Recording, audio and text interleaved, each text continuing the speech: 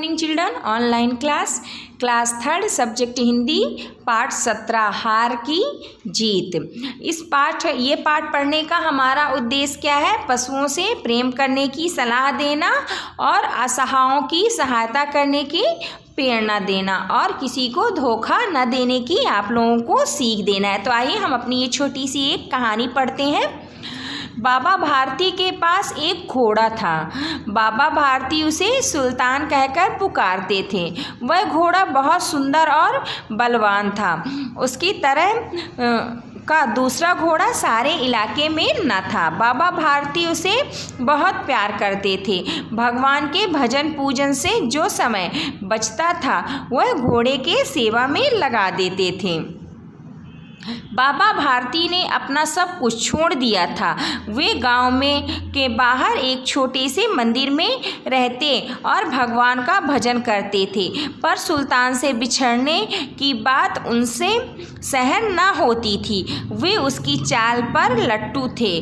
कहते ऐसे चलता है जैसे बादलों की घटा को देखकर मोर नाच रहा हो। जब तक शाम को सुल्तान पर चढ़कर 10-12 किलोमीटर का चक्कर न लगा देते उन्हें चैन नहीं मिलता था। नेक्स्ट पेज देखिए आप लोग।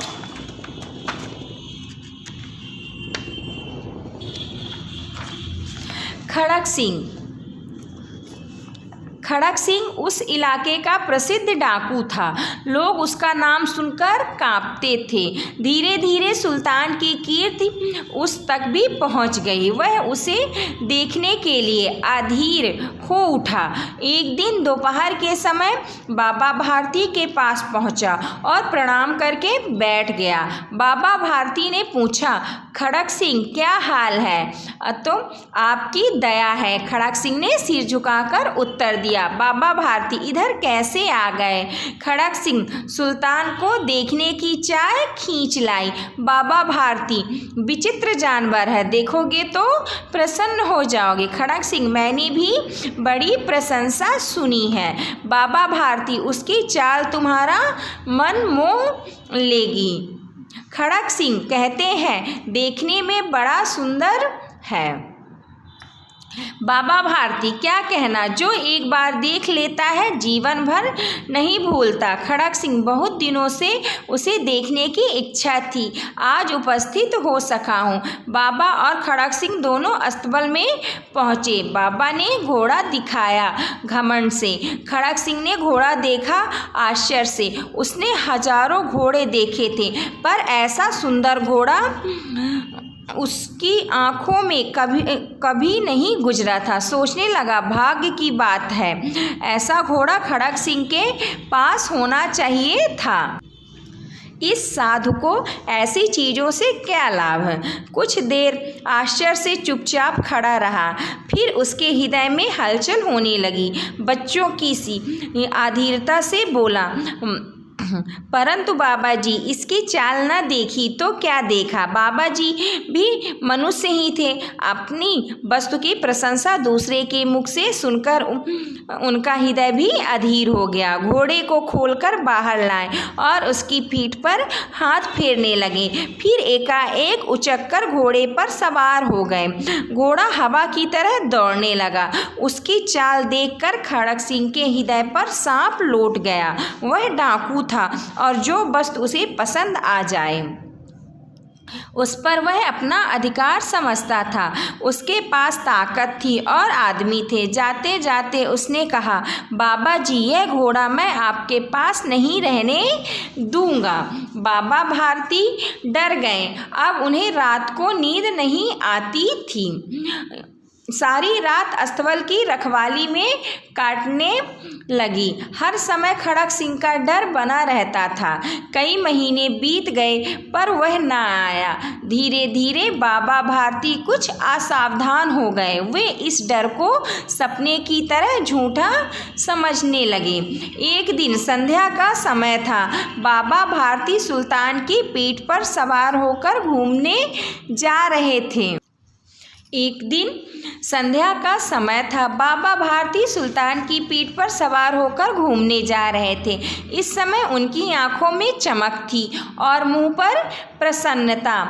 कभी घोड़े के शरीर को देखते, कभी रंग को, और मन में फूले न समाते थे। सहसा एक ओर से आवाज आई, ओ बाबा, इस कंगाले की भी बात सुनते जाना।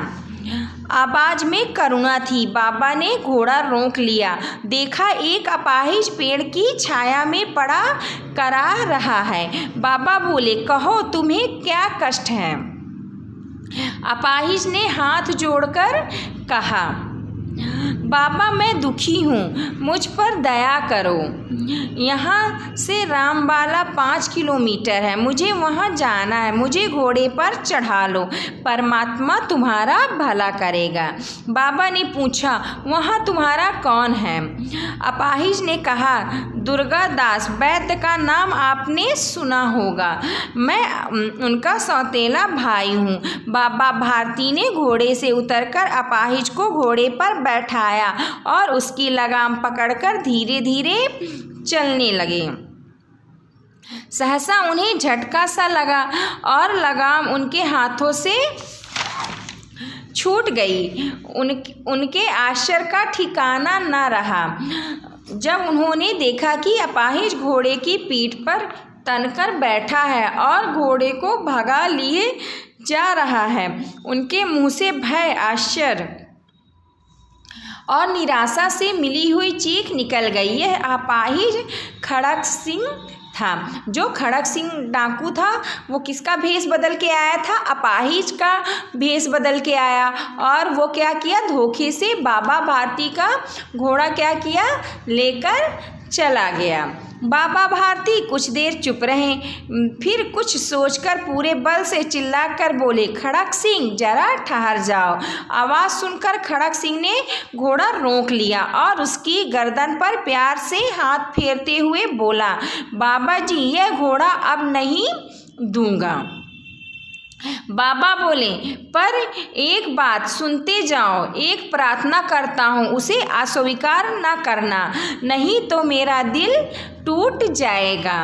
बाबा जी आज्ञा दीजिए, मैं आपका दास हूँ, लेकिन यह घोड़ा अब नहीं दूंगा। अब घोड़े का नाम न लो। बाबा जी ने कहा, मैं इसके बारे में कुछ नहीं कहूँगा।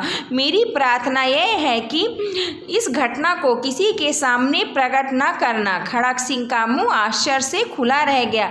वह सोच रहा था कि उसे घोड़े को लेकर भागना पड़ेगा, पर बाबा ने स्वयं उससे कहा कि इस घटना को किसी के सामने प्रकट मत करना।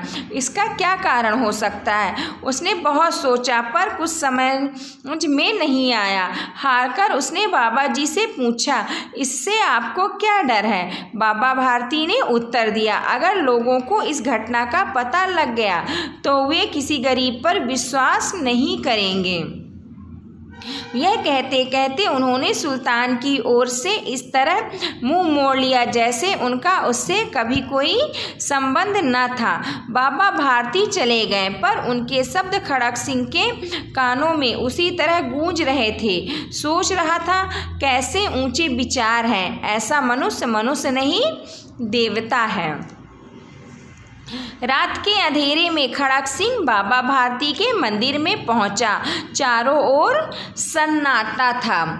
यानी क्या हुआ, जब रात हो गई तो वो क्या किया, रात के अंधेरे में वो बाबा भारती के जहाँ बाबा भारती रहते थे मंदिर के पास वहाँ गया और वहाँ जाकर क्या था, उनके घर के चारों तरफ क्या था, बिल्कुल सन्नाटा था, यानी शांति थी। आकाश में तारे टिमटिमा रहे थे। थोड़ी दूर पर गांव के कुत्ते भौंक रहे थे। मंदिर के अंदर कोई शब्द सुनाई न देता था। खड़क सिंह सुल्तान की लगाम पकड़े हुए था। वह धीरे धीरे अस्तबल के फाटक पर पहुंचा और घोड़ा अस्तबल में बांध दिया। यानी उसने बाबा भारती का घोड़ा क्या किया, वहां जाकर पहुंचा दिया, यानी उसकी जगह में बांध दिया। अब आइए हम अपना नेक्स्ट पेज देखते हैं। सही विकल्प पर सही का चिन्ह लगाना है। तो फर्स्ट क्वेश्चन क्या है, बाबा भारती अपने घोड़े को क्या कहते थे, तो इसका आंसर सेकंड होगा सुल्तान। फिर नेक्स्ट पेज देखिए, खड़क सिंह इलाके का प्रसिद्ध क्या था, तो इसका आंसर क्या हो जाएगा, थर्ड नंबर डाकू। फिर देखिए नेक्स्ट रामाबाला वहाँ से कितने किलोमीटर था, तो इसका आंसर क्या हो जाएगा, सेकंड नंबर यानी 5। सही कथन पर सही और गलत कथन पर गलत का चिन्ह लगाना है। सुल्तान की कीर्ति भी खड़क सिंह तक पहुंची, ये आपका सही है। खड़क सिंह को सुल्तान पसंद नहीं आया, ये आपका गलत है। फिर बाबा भारती कभी असावधान नहीं रहे, ये आपका गलत है। अगर इस घटना का किसी को पता चल गया तो कोई गरीब पर विश्वास नहीं करेगा, ये आपका क्या है, सही है। अब देखिए नीचे दिए गए ये शब्दों की सहायता से हमें क्या करना है, इस रिक्त स्थान को फिल करना है यानी भरना है। फर्स्ट क्या है, सुल्तान की तरह का दूसरा, इसमें क्या होगा आपका दूसरा होगा। फिर खा नंबर में आपका क्या हो जाएगा, अधीर हो जाएगा। थर्ड में आपका करुणा हो जाएगा और 4 में क्या हो जाएगा, अपाहिज हो जाएगा। अब देखिए नेक्स्ट क्या है, निम्नलिखित प्रश्नों के उत्तर देना है। तो चलिए इस प्रश्नों के उत्तर हम आपको बता दें, फिर इसके आंसर हम आपको PDF से बना के आपको इसके आंसर भेज देंगे। तो फर्स्ट क्वेश्चन इसमें क्या है कि बाबा भारती कौन थे, वे सुल्तान के बारे में क्या कहते थे, तो इसका आंसर हो जाएगा बाबा भारती ईश्वर का भजन करने वाले एक सज्जन व्यक्ति थे। वे सुल्तान के बारे में कहते थे कि ऐसा चलता है जैसे बादलों की घटा को देखकर मोर नाच रहा हो। फिर सेकंड क्वेश्चन देखिए, घोड़े को लेने के लिए खड़क सिंह ने क्या किया, तो इसका आंसर हो जाएगा घोड़े को लेने के लिए खड़क सिंह ने एक अपाहिज का रूप धारण किया तथा बाबा को ठग लिया। फिर थर्ड क्वेश्चन देखिए, बाबा भारती ने खड़क सिंह से क्यों कहा कि इस घटना को किसी के सामने प्रकट न करना, तो इसका आंसर क्या होगा, बाबा भारती ने खड़क सिंह से ऐसा इसलिए कहा क्योंकि यदि लोगों को इस घटना का पता लग जाता तो वे कभी भी किसी गरीब पर विश्वास करके उसकी सहायता नहीं करते।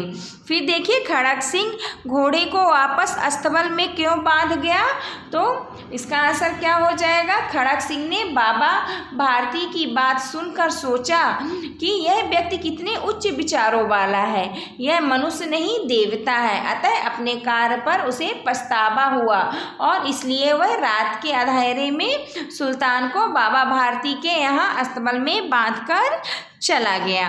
अब देखिए भाषा की बात, इसमें आपके क्या दिया, मुहावरे दिए गए हैं, उसका हमें क्या करना है, अर्थ बताना है और वाक्यों में प्रयोग करना है। तो फर्स्ट क्या है आपका, लट्टू होना, तो लट्टू होना मतलब क्या होगा, मुग्ध होना। मीनू के पिताजी उसके नंबर को देखकर क्या हो गए, लट्टू हो गए। और हृदय पर सांप लौटना, मतलब इसका अर्थ क्या होता है, हृदय पर सांप लौटना, तो इसका अर्थ होता है कि हृदय में सांप लौटना, तो इसका मतलब होता है क्या, ईर्ष्या करना। मेरी कार देखकर हमारी पड़ोसन के हृदय पर सांप लौट गया। फिर नेक्स्ट क्या है आपका, फूले ना समाना, तो इसका अर्थ क्या होता है, अत्यधिक खुश होना। अपनी बहन को देखकर वह फूले नहीं समा रहे थे। फिर नेक्स्ट क्या है, दिल टूट जाना, तो दिल टूट जाना मीन्स क्या होता है, दुखी होना। उनकी बातें सुनकर उनके पिताजी का दिल टूट गया। अब देखिए निम्नलिखित शब्दों के हमें क्या करना है, विलोम बताना है। तो सुंदर का क्या होता है, अपोजिट यानी विलोम, कुरूप भी होता है और सुंदर भी होता है। बलवान का क्या होता है, बलवान का आपका कमजोर होता है। प्रशंसा का विलोम क्या होता है, बुराई होती है। और उपस्थित का अनुपस्थित होता है। अब निम्नलिखित शब्दों के समानार्थी शब्द हमें लिखना है। तो घोड़ा का समानार्थी शब्द क्या होता है, अश्व होता है। साधु का संत होता है। आश्चर्य का चकित होता है। और मंदिर को हम और क्या कहते हैं, पूजा घर कहते हैं। आकाश का आसमान होता है। और फाटक का क्या होता है, दरवाजा होता है। तो ये आपका लेसन यहीं पे ख़त्म हुआ। लेकिन ये देखिए रचनात्मक क्रियात्मक कार्य में देखिए इसमें क्या दिया गया है, आपको करने के लिए दिया गया है, हमें असहायों तथा निर्धनों की सहायता करनी चाहिए। इस विषय में आपको क्या करना है, इसमें लिखा है कि कक्षा में चर्चा कीजिए, क्योंकि आपकी स्कूलें नहीं लग रही इसलिए इसके विषय में आप घर में चर्चा कर सकते हो। और नेक्स्ट क्या दिया है, पुस्तक के अंत में दिए गए पालतू जानवरों के घरों के चित्र काटकर नीचे दिए गए स्थान में यहाँ पे क्या करना है, आपको चिपकाना है और उसका नाम लिखना है। तो देखिए आप अपने ये लास्ट पेज देखिए, ये पालतू जानवर लिखे हुए और ये 3 डायग्राम बने, इसे क्या करना है, आपको कैंची से सीजर से काट लेना है और यहाँ पे चिपका कर उसका नाम लिखना है। तो इस तरह आपका ये पाठ यहीं ख़त्म होता है। Thank you.